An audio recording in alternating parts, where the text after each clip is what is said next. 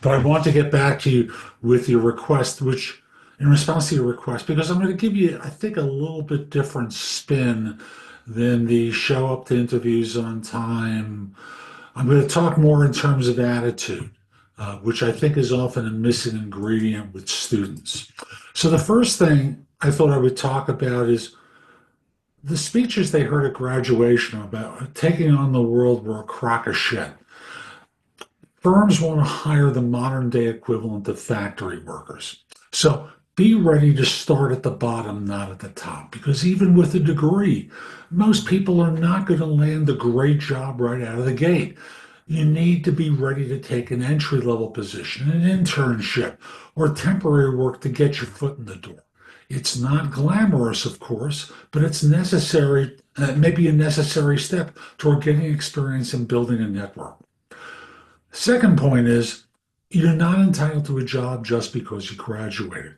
It doesn't automatically mean the world is going to hand you opportunities. You need to earn them, and that often means working harder and smarter than others to stand out. The competition is fierce, and many graduates are in the same boat as you. So, if they look around the room, what makes them better than the other 40 people who are in the room? Networking is going to be just as important as their resume. You can have the best qualifications, but without connections for you as a recent graduate, it's going to be harder to get noticed. Get to events, reach out to alumni, connect on LinkedIn, and don't be afraid to put yourself out there. Networking isn't just about getting a job. More importantly, more importantly, it's about building relationships that can help you grow professionally. Be adaptable and prepare to learn. The job market is constantly changing, and the skills you learned in school usually are not enough to help you succeed in your next job. You may not even been trained to know enough to get that first job. You may be below basic levels of knowledge. Be open to learning new skills, embracing technology, and adapting to different work environments. Employers want someone who can evolve with the times, not someone who's stuck with a rigid mindset, which leads to no one cares about your politics. If they matter to you, look for firms that align with your values. It's going to be harder now because the US government is going to stop funding a lot of NGOs, but that's what you should be doing. Next, rejection is part of the process, not an indication that you are a failure.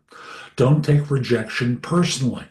You'll likely face many rejections before you get an offer.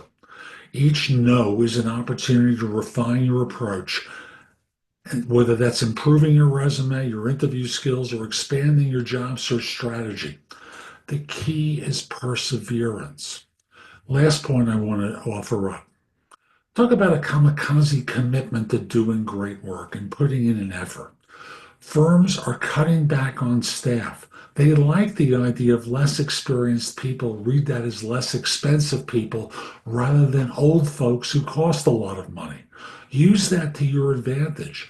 Talk about your willingness to work as though your hair were on fire, and that's going to serve you better than practicing all those things that you were taught in school that really have no value to employers. So I just want to encourage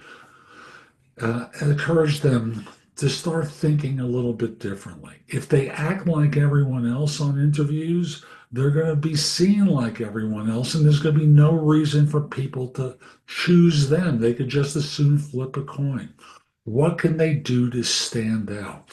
Kamikaze commitment to excellence, as you've heard me say in our conversations, doing world-class work, not half-assed work, is going to be important to them.